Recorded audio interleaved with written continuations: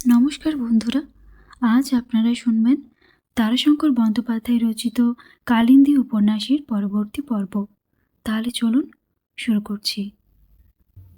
ইন্দ্র রায়ের এই কাজটি অচিন্ত্যবাবুর মনোপুত হয় নাই। তিনি অত্যন্ত ক্ষুব্ধ হইয়া উঠিয়াছিলেন। এই প্রাতকাল পর্যন্ত তিনি গাছগাছড়া চালানোর লাভ ক্ষতি কষিয়া রায়কে বুঝাইছেন। রায়ও আপত্তি করেন নাই, বরং উৎসাহই প্রকাশ করিয়াছেন। কিন্তু সেই লাভকে উপেক্ষা করিয়া অকস্মাৎ তিনি কেন যে চর বন্দোবস্ত করিলেন, তাহার কারণ তিনি খুঁজিয়া পাইলেন না। আর ননিপালের মতো দুর্দান্ত ব্যক্তিকে বিনা পণে চর বন্দোবস্ত করিয়া প্রশ্রয় দেওয়ার হেতুও তিনি বুঝিতে পারিলেন না। ওই লোকটার জন্য সমগ্র চরটা দুর্গম হইয়া উঠিল। কে উহার সহিত ঝগড়া করিতে যাইবে? তাহার সীমানা বাদ দিয়া চরে পদার্পণ করিলেও ননি বিবাদ করিবেই। সেই বিক্ষোভ প্রকাশ করিতে করিতে তিনি পথ দিয়া চলিয়াছেন।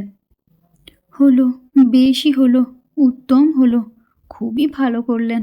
ওখানে আর কেউ যাবে?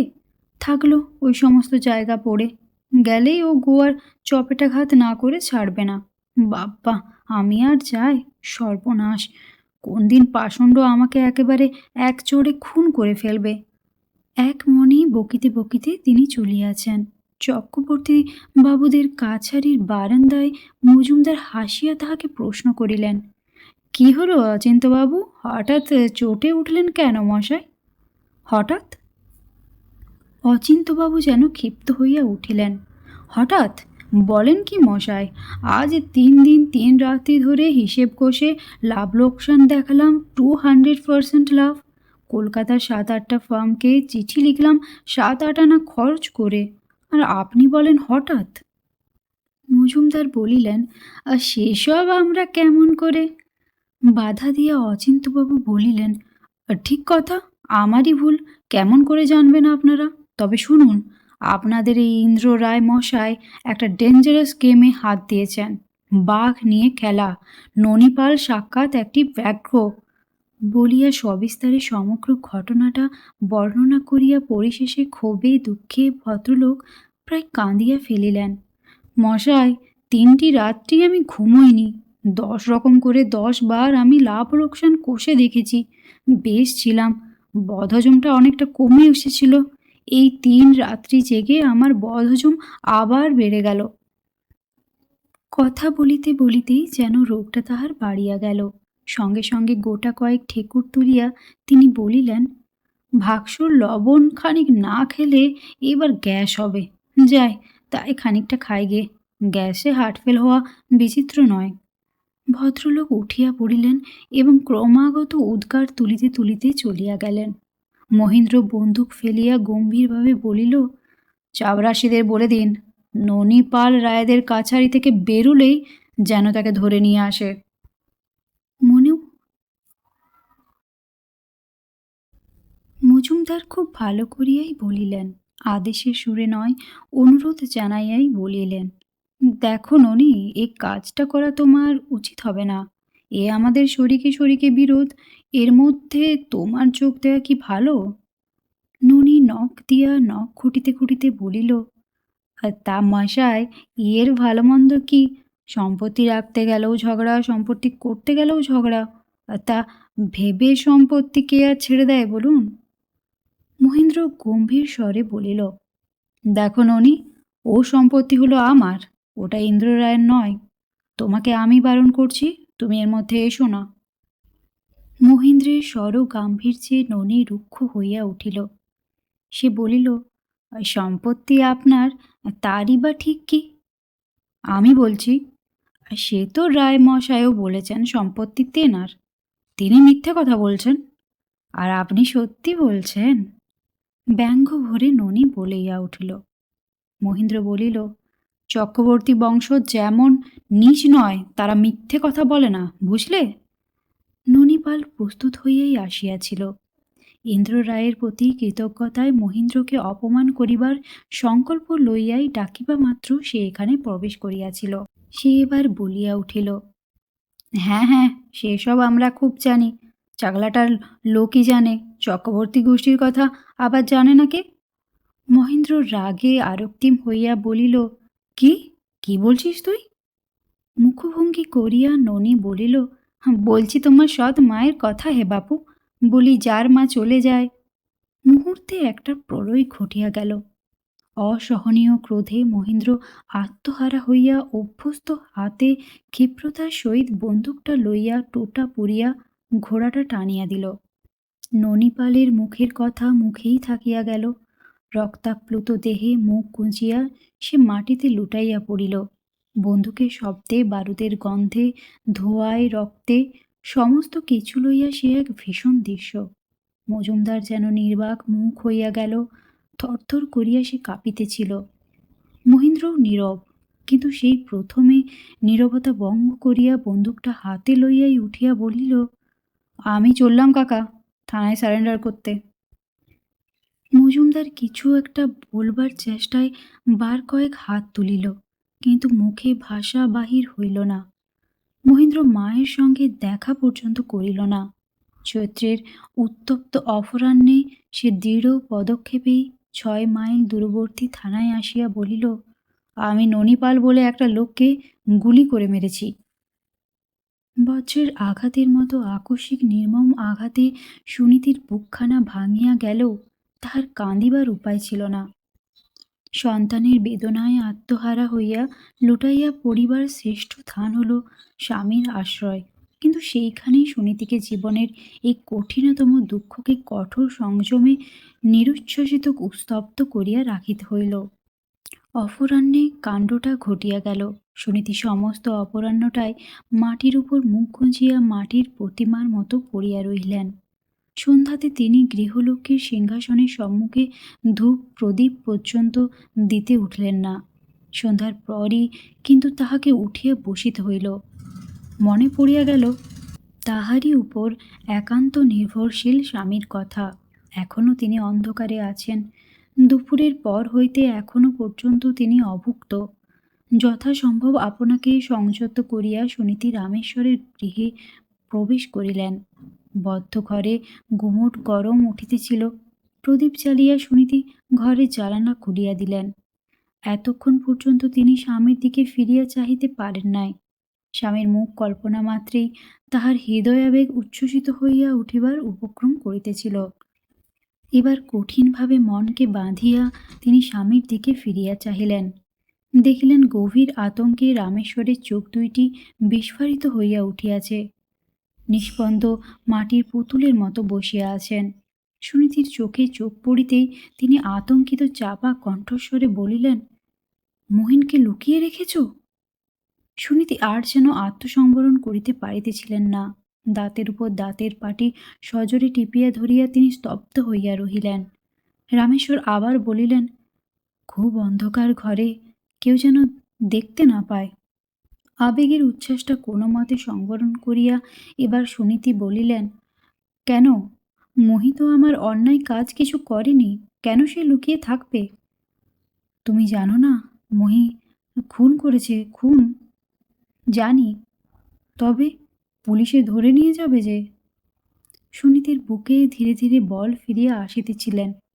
তিনি বলিলেন, মহি নিজেই থানায় গিয়ে আত্মসমর্পণ করেছে। সে তো আমার কোনো অন্যায় কাজ করেনি। কেন সে চোরের মতো আত্মগোপন করে ফিরবে? সে তার মায়ের অপমানের প্রতিশোধ নিয়েছে, সন্তানের যোগ্য কাজ করেছে। অনেকক্ষণ স্তব্ধভাবে সুনীতির মুখের দিকে চাহিয়া থাকিয়া রামেশ্বর বলিলেন, তুমি ঠিক বলেছ। মহিনপুর রাজনন্দিনীর অপমানে তার পুত্র বভ্রুবাহন পিতৃবধেও কুণ্ঠিত হয়নি। ঠিক বলেছ তুমি। গাঢ়স্বরে সুনীতি বলিলেন, এই বিপদের মধ্যে তুমি একটু খাড়া হয়ে ওঠো। তুমি না দাঁড়ালে আমি কাকে আশ্রয় করে চলাফেরা করব? মহির বিচারের মকদ্দমায় কে লড়বে? ওগো, মনকে একটু শক্ত করো। মনে করো কিছুই তো হয়নি তোমার। রামেশ্বর ধীরে ধীরে খাট হইতে নামিয়া খোলা জানালার ধারে আসিয়া দাঁড়াইলেন। সুনীতি বলিলেন, আমার কথা শুনলে? সম্মতিসূচক ভঙ্গিতে বারবার ঘাড় নাড়িয়া রামেশ্বর বলিলেন, হুম। সুনীতি বলিলেন, হ্যাঁ, তুমি শক্ত হয়ে দাঁড়ালে মহির কিছু হবে না। মজুমদার ঠাকুরপো আমাকে বলেছেন, এরকম উত্তেজনায় খুন করলে ফাঁসি তো হয়ই না, অনেক সময় বেকসুর খালাস পেয়ে যায়। বলিতে বলিতে তাহার ঠোঁট দুইটি থরথর করিয়া কাঁপিয়া উঠিল। তাহার চোখের সম্মুখে ভাসিয়া উঠিল ননিপালের রক্তাক্ত নিষ্পন্দ দেহ। উহ, সে কি রক্ত! কাছারি বাড়ির বারান্দাটার রক্ত জমিয়া একটা স্তর পড়িয়া গিয়াছিল। সুনীতির মত হতভাগ্য ননিপালের জন্য হাহাকার করিয়া উঠিল। মহিন অন্যায় করিয়াছে, অপরাধ করিয়াছে, দণ্ড দিতে গিয়া মাত্রা অতিক্রম করিয়াছে, সেইটুকুর জন্য শাস্তি তাহার প্রাপ্য। এইটুকু শান্তি যেন পায় সে। আত্মহারা নির্বাক হইয়া তিনি দাঁড়াইয়া রহিলেন। কিছুক্ষণ পর মানদা ঘরের বাহির হইতে তাহাকে ডাকিল, মা! সুনীতির চমক ভাঙিল। একটা গভীর দীর্ঘশ্বাস ফেলিয়া তিনি বলিলেন, যাই, উনুনের আজ বয়ে যাচ্ছে মা। আত্মসংবরণ করিয়া সুনীতি স্বামীর দিকে ফিরিয়া চাহিলেন। রামেশ্বর এক দৃষ্টিতে বাহিরে অন্ধকারের দিকে চাহিয়া দাঁড়াইয়াছিলেন। তাহার জন্য সন্ধ্যাকৃতির জায়গা করিয়া দিয়া সুনীতি বলিলেন, কাপড় ছেড়ে নাও, সন্ধে করে ফেলো, আমি দুধ গরম করে নিয়ে আসি। রামেশ্বর বলিলেন, একটা কথা বলে দি তোমাকে, তুমি। সুনীতি কিছুক্ষণ অপেক্ষা করিয়া বলিলেন, বলো, কি বলছ? তুমি এক মনে তোমার দিদিকে ডাকো, মানে রাধারানী। রাধারানী, সে সে বেঁচে নেয়, ওপার থেকে সে তোমার ডাক শুনতে পাবে। বলো, তোমার মান রাখতেই মহিন আমার এই অবস্থা, তুমি তাকে আশীর্বাদ করো, বাঁচাও। সুনীতি বলিলেন, ডাকবো, তাকে ডাকবো বই কি। সুনীতি নিচে আসিয়া দেখিলেন মজুমদার তাহারই অপেক্ষায় বসিয়া রহিয়াছে। সে মহেন্দ্রের খবর জানিবার জন্য থানায় গিয়াছিল। তাহাকে দেখিয়াই সুনীতির ঠোঁট দুইটি থরথর করিয়া কাঁপিয়া উঠিল। তাহার চোখের সম্মুখে শৃঙ্খলবদ্ধ মহির বিষণ্ণ মূর্তি ভাসিয়া উঠিল। মুখে তিনি কোনো প্রশ্ন করিতে পারিলেন না, কিন্তু মজুমদার দেখিল উৎকণ্ঠিত প্রশ্ন মূর্তিমতি হইয়া তাহার সম্মুখে দাঁড়াইয়া আছে। সে নিতান্ত মূর্খের মতো খানিকটা হাসিয়া বলিল, দেখে এলাম মহিকে। তবু সুনীতির নীরব প্রতিমার মতো দাঁড়াইয়া রহিলেন। মজুমদার অকারণে কাশিয়া গলা পরিষ্কার করিয়া আবার বলিল, এতটুকু ভেঙে পড়েনি দেখলাম। আবার কিছুক্ষণ নীরব থাকিয়া সুনীতির নিকট হইতে সরব কোনো প্রশ্ন আসিল না দেখিয়া বলিল, থানার দারোগাও কোনো খারাপ ব্যবহার করেনি। আবার সে বলিল, আমি সব জেনে এলাম, থানায় কি এজাহার দিয়েছেন তাও দেখলাম, একটাও মিথ্যে বলেননি। সুনীতি একটা দীর্ঘশ্বাস ফেলিলেন। আর কোনো জীবন স্পন্দন স্ফুরিত হইল না। মজুমদার বলিল, দারোগা আমাকে জিজ্ঞেস করলেন, বরং লোকটা কি বলছিল বলুন তো। মহিবাবু সে কথা বলেননি, দারোগা কথাটা জানতে চেয়েছিলেন, তাতে তিনি বলেছেন, সে কথা আমি যদি উচ্চারণই করব তবে তাকে গুলি করে মেরেছি কেন, আমি বললাম সব। সুনীতি এতক্ষণ কথা কহিলেন। ছি! মাথা হেঁট করিয়া মজুমদার বলিল, না বলে যে উপায় নেই বৈঠা করুন, মহিকে বাঁচানো চায় তো। দরদর করিয়া এবার সুনীতির চোখ দিয়া জল ঝরিয়া পড়িতে আরম্ভ করিল। মজুমদার প্রাণপণে তাহাকে উৎফুল্ল করিবার চেষ্টা করিয়া বলিল, ভাববেন না আপনি, ও মামলার কিছু হবে না মহির, দারোগাও আমাকে সে কথা বললেন। অত্যন্ত কুণ্ঠিতভাবে সুনীতির প্রশ্ন করিলেন, মহি কিছু বলেনি? দীর্ঘ নিঃশ্বাস ফেলিয়া মজুমদার বললেন, মাকে বলবেন তিনি যেন না কাঁদেন। আমি অন্যায় কিছু করিনি, বড় মাকে দেখিনি, মা বললেই মাকে মনে পড়ে। সেই শয়তান যখন মায়ের নাম মুখে আনলে তখন মাকেই আমার মনে পড়ে গেল। আমি তাকে গুলি করলাম, আমার তাতে এক বিন্দু দুঃখ নেই, ভয়ও করি না আমি, তবে মা কাঁদলে আমি দুঃখ পাব। সুনীতি বলিলেন, কাল যখন যাবে ঠাকুরপো, তখন তাকে বলো যেন মনে মনে তার বড় মাকে ডাকে, প্রণাম করে, বলবে তার বাপ এই কথাগুলি বলে দিয়েছেন, আমিও বলেছি। কোচার খুঁটে চোখ মুছিয়া মজুমদার বলিল, অনেকগুলি কথা আছে আপনার সঙ্গে, স্থির হয়ে ধৈর্য ধরে আপনাকে শুনতে হবে। সুনীতি বলিলেন, আমি কি ধৈর্য হারিয়েছি ঠাকুরপো? অপ্রস্তুত হইয়া মজুমদার বলিলেন, না, মানে মামলা সংক্রান্ত পরামর্শ তো মাথা ঠিক রেখে করতে হবে এই আর কি। আচ্ছা, তুমি একটু অপেক্ষা করো, আমি ওকে দুধটা গরম করে খাইয়ে আসি। যাইতে যাইতে সুনীতি দাঁড়াইলেন। ঈষৎ উচ্চ কণ্ঠে মানদাকে ডাকিলেন, মানদা, বামুন ঠাকুরুনকে বল তো মা, মজুমদার ঠাকুরপোকে একটু জল খেতে দিক, আর তুই হাত পা ধোবার জল দে। মজুমদার বলিল, আর শুধু এক গ্লাস ঠান্ডা জল। তৃষ্ণায় তাহার ভেতরটা যেন শুকাইয়া গিয়াছে। স্বামীকে খাওয়াইয়া সুনীতি নিচে আসিয়া মজুমদারকে অল্প দূরে বসিলেন। যোগেশ মাথায় হাত দিয়া গভীরভাবে চিন্তা করিতেছিল। সুনীতি বলিলেন, কি বলছিলে বলো ঠাকুরপো। একটা দীর্ঘশ্বাস ফেলিয়া মজুমদার বলিল, মামলার কথাই বলছিলাম। আমার খুব ভরসা বউ ঠাকুরুন, মহির এতে কিছু হবে না। দারোগাও আমাকে ভরসা দিলেন। সে তো তুমি বললে ঠাকুরপো। হ্যাঁ, কিন্তু এখন দুটি ভাবনার কথা, সেই কথাই বলছিলাম। কি কথা বলো। মামলার টাকা খরচ করতে হবে, ভালো উকিল দিতে হবে, আর ধরুন দারোগা টারোগাকে কিছু দিলে ভালো হয়। সুনীতি প্রশ্ন করিলেন, ঘুষ? হ্যাঁ, ঘুষই বই কি, কাল যে কলি ঠাকুরন। তবে আমরা তো আর ঘুষ দিয়ে মিথ্যা করাতে চাই না।